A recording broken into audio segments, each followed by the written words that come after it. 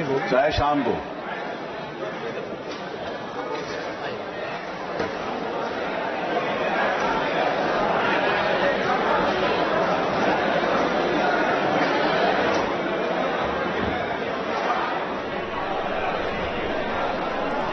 UP के इतिहास का सबसे बड़ा बजट वित्त मंत्री सुरेश खन्ना की तरफ से पेश किया गया और अब 2 बजे तक के लिए सदन की जो कार्यवाही वो स्थगित की गई है क्योंकि अब भोज यहाँ पर होगा।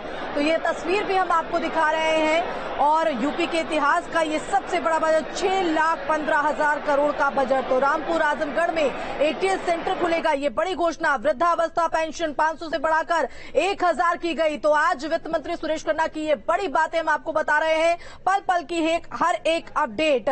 तो बता दें बड़ी जानकारी, प्राइवेट ट्यूबवेल के बिजली बिल में 50% की छूट, सामाजिक सुरक्षा, स्ट्रीट वेंडर के लिए बजट में बड़े ऐलान हुए हैं। रोजगार के अगर संदर्भ में बात करें तो योगी सरकार 2.0 के पहले बजट में इसके लिए भी बड़े ऐलान, युवाओं के लिए भी खासा बड़ा ऐलान वित्त मंत्री सुरेश खन्ना की तरफ से किया गया है। तो बजट के बड़े ऐलान आपको बता रहे हैं। चीनी मिल स्थापना के लिए 380 करोड़ का बजट, बांदा कृषि विश्वविद्यालय के 8 करोड़ 58 लाख रुपए का बजट पेश किया गया है।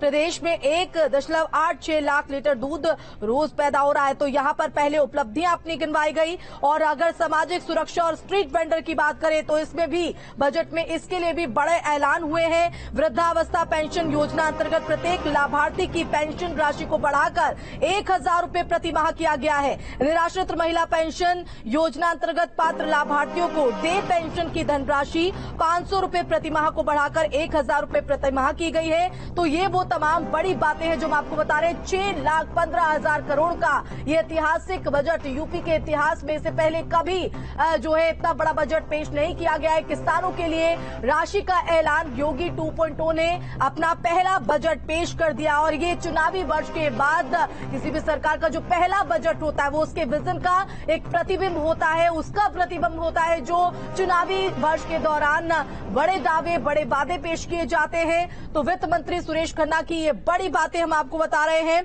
तो सामाजिक सुरक्षा, स्ट्रीट वेंडर के लिए बजट में बड़े ऐलान हुए हैं। वहीं रोजगार के लिए भी योगी सरकार 2.0 के पहले बजट में बड़ी घोषणाएं हुई हैं।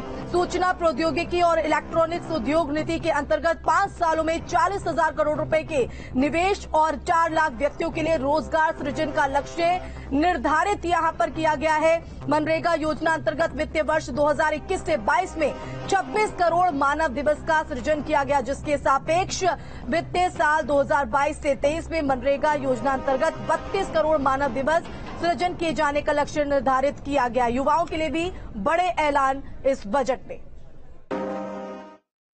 दूसरी बार सरकार बनने के बाद ये पहला बजट है।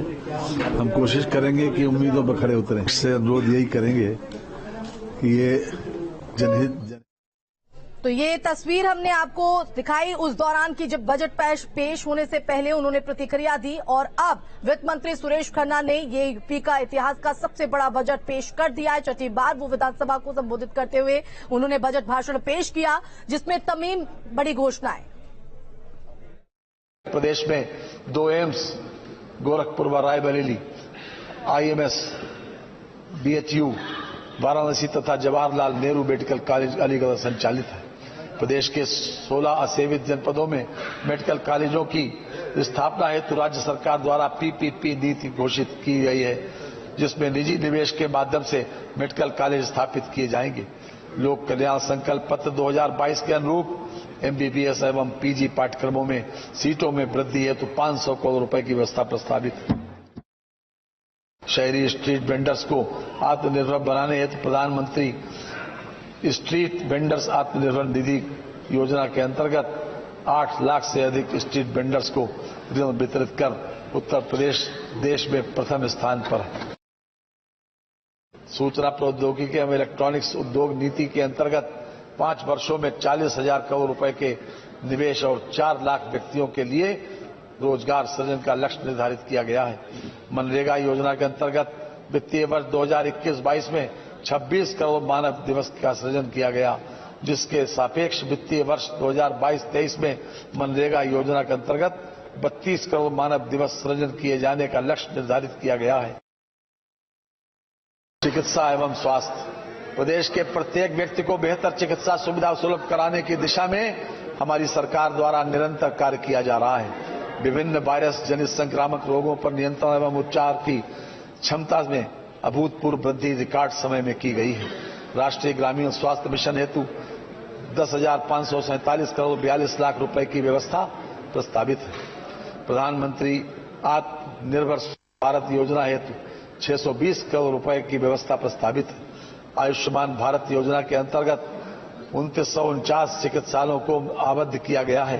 प्रदेश के 1.78 करोड़ लाभार्थी परिवारों को लाभ दिए जाने का लक्ष्य निर्धारित है। अब तक 1.84 करोड़ व्यक्तियों को आयुष्मान कार्ड वितरित किए जा चुके हैं।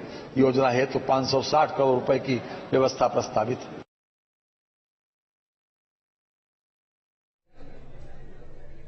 और न्यूज रूम से हमारे सहयोगी आयुष भी हमारे साथ लाइव जुड़ गए हैं, सीधा उनका रुख कर लेते हैं। आयुष, यूपी के इतिहास का सबसे बड़ा बजट जो है वित्त मंत्री सुरेश खन्ना ने पास कर दिया है। क्या कुछ बड़ी बातें आज रही उनके बजट भाषण के दौरान, क्या कुछ बड़ी घोषणाएं?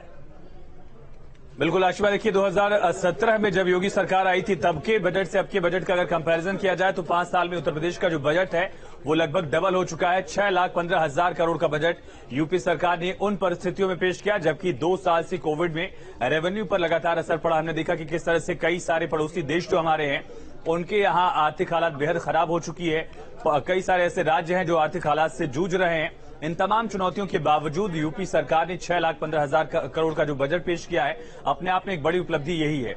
इसके अलावा अगर बात की जाए अलग अलग मदों के लिए क्या प्रावधान किया गया है, 500 रुपए जो वृद्धा पेंशन हुआ करती थी उसको बढ़ाकर 1,000 कर दिया गया है। किसानों के लिए बिजली जो है सिंचाई के लिए हो सके इसके लिए इसमें प्रावधान किया गया है। साथ साथ जो देवबंद में एटीएस सेंटर बन रहा था उसको अब आगे बढ़ाकर कुछ और शहरों में भी एटीएस सेंटर्स बनाए जाएंगे ताकि आतंकवादियों के खिलाफ लड़ने में भी भारत को एक अलग मुकाम मिल सके, एक अलग मदद मिल सके। इसमें हम देख रहे हैं कि सुरक्षा, महिला सुरक्षा के लिए फोकस किया गया है। सांस्कृतिक जो स्थल हैं उनके लिए फोकस किया गया, मसलन जैसे काशी विश्वनाथ राजघाट पुल के लिए 500 करोड़ की राशि आवंटित की गई है। इंफ्रास्ट्रक्चर पर खास फोकस इस लिहाज से क्योंकि 14 मेडिकल कॉलेजेस को 2100 करोड़ का बजट दिया गया है। और साथ साथ अलग अलग शहरों में जो मेट्रो परियोजनाएं चल रही हैं, मसलन आगरा, कानपुर और दिल्ली से सटे हुए एनसीआर के जो इलाके हैं उसको एक बार फिर से आगे कंटिन्यू किया गया है। बुंदेलखंड एक्सप्रेसवे डिफेंस कॉरिडोर के किनारे काम होगा ताकि वहां के लोगों को, स्थानीय लोगों को रोजगार मिल सके। सरकार का खास फोकस बुंदेलखंड पर रहा है। हमने देखा कि किस तरह से वहां पर डिफेंस कॉरिडोर को लेकर सरकार ने काम किया। वहां पर जो अर्जुन बांध परियोजना है, तमाम बांध परियोजनाओं से जुड़ी कोशिशें हैं वो मुकम्मल रूप ले रही हैं। इसके अलावा मेरठ प्रयागराज गंगा एक्सप्रेसवे के लिए 695 करोड़ का प्रावधान किया गया है। वित्त मंत्री सुरेश खन्ना ने इस बात पर फोकस किया कि उत्तर प्रदेश देश का पहला राज्य है जहां पर 5 एक्सप्रेसवेज हैं और पहला राज्य बनेगा जहां पर 5 अंतर्राष्ट्रीय एयरपोर्ट होंगे। वाराणसी के साथ साथ कुशीनगर में एयरपोर्ट है, आगरा में एयरपोर्ट और साथ साथ कुछ और शहरों में भी एयरपोर्ट जब बन जाएंगे तो 5 अंतर्राष्ट्रीय एयरपोर्ट वाला जेवर के साथ उत्तर प्रदेश पहला राज्य हो जाएगा। जैसे हमने बताया कि राज्य सरकार ने वृद्धा जो अवस्था पेंशन है उसको 1,000 रुपए कर दिया है। बिजली में रिवैम्प के लिए 31,000 करोड़ का बजट रखा गया है। और हमने देखा कि किस तरह से तराई की जिले है जो है, अब मानसून आने वाला है, तराई की जिले बाढ़ से प्रभावित रहते हैं। बाढ़ नियंत्रण के लिए इस बार 2700 करोड़ का बजट आवंटित किया गया है। साथ साथ गंगा की शुद्धता बनी रहे, गंगा की अविरलता पर कोई असर न पड़े, इसके लिए नमामि गंगे में जल जीवन मिशन को 19,500 करोड़ रुपए की राशि दी जाएगी। महत्वपूर्ण प्रतिष्ठानों की सुरक्षा के लिए यूपी विशेष सुरक्षा बल का गठन भी किया गया है जिसके लिए 276 करोड़ की राशि है। यूपी 112 की योजना के लिए 730 करोड़, सेफ सिटी योजना के अंतर्गत लखनऊ, गौतम बुद्ध नगर, गोरखपुर, आगरा, वाराणसी, प्रयागराज इन तमाम शहरों को शामिल किया गया है जिसके लिए 523 करोड़ की राशि रखी गई है। और जनपदीय थानों के लिए जो अस्त्र शस्त्र हथियार जो खरीदे जाते हैं उसकी अगर बात की जाए तो उसके लिए 250 करोड़ प्रस्तावित किया गया है। यानी कि साफ फोकस सरकार का सुरक्षा पर है, महिला सुरक्षा पर है, इंफ्रास्ट्रक्चर पर है, हेल्थ पर है, किसानों के लिए है, महिलाओं के लिए सुरक्षा की कोशिश की गई है। साथ साथ रिसर्च पर भी हम देख रहे हैं कि अब प्रावधान किए गए हैं जो कि मसलन यूपी में नहीं दिखता था। विधि विज्ञान प्रयोगशालाओं की स्थापना, UP forensic science institute Lucknow का निर्माण कराएगा और इसके लिए भी बजट में प्रावधान किया गया है। जी, सबसे खास बात यह रही कि पेपरलेस बजट था। विधानसभा के सदस्यों को भी इस बार टैबलेट दिए गए थे तो यूपी के लिहाज से एक बड़ा मुकाम ये भी था। और कई प्रावधान किए गए हैं उत्तर प्रदेश सरकार की इस बजट में 4 लाख नौकरियां दी जाएंगी। जैसा कि सरकार ने उपलब्धि के तौर पर बताया था कि पिछले 5 सालों में इस मुद्दे को लेकर चुनाव भी बीजेपी लड़ी थी कि 4.5 लाख लोगों को हमने सरकारी नौकरी दी है और लाखों लोगों को प्राइवेट रोजगार भी मिला है, रोजगार के अवसर सृजित किए गए हैं। इस बार भी सरकार का टारगेट है कि अगले 5 सालों में 4 लाख लोगों को कम से कम सरकारी नौकरी से फायदा दिया जाए। प्रदेश के ग्रामीण और शहरी क्षेत्रों में 42,50,000 आवास स्वीकृत किए गए हैं और उसके लिए राशि आवंटित की गई है। स्वच्छ भारत मिशन के अंतर्गत जो 2 करोड़ 61 लाख शौचालय का निर्माण कराया गया था, तमाम उपलब्धियां भी मंत्री सुरेश खन्ना की तरफ से गिनाई गई हैं। उज्ज्वला योजना के अंतर्गत जो फायदा मिला था 1 करोड़ 67 लाख लाभार्थियों को, इसका जिक्र भी यहां पर किया गया है। लेकिन सबसे अहम दिखता है कि सुरक्षा पर खास फोकस सरकार का है। एटीएस सेंटर और शहरों में भी डेवलप किए जाएंगे। मेडिकल कॉलेजेस को 2100 करोड़ की राशि दी जाएगी। जिस तरह से मुख्यमंत्री योगी आदित्यनाथ का एक विजन है, महत्वाकांक्षा उनकी है कि हर जिले में एक मेडिकल कॉलेज हो ताकि लोगों को वहीं पर इलाज मिल सके। और मेडिकल कॉलेज जब बनता है तो मेडिकल की सीट्स बढ़ती हैं, बच्चे उत्तर प्रदेश में पढ़ पाएंगे, उनको रशिया, यूक्रेन, चाइना जाने की नौबत नहीं आएगी। एक अहम कोशिश हम देख पा रहे हैं कि एजुकेशन से लेकर हेल्थ सेक्टर में, इंफ्रास्ट्रक्चर में, महिलाओं के लिए, किसानों के लिए कई सारे प्रावधान दिख रहे हैं।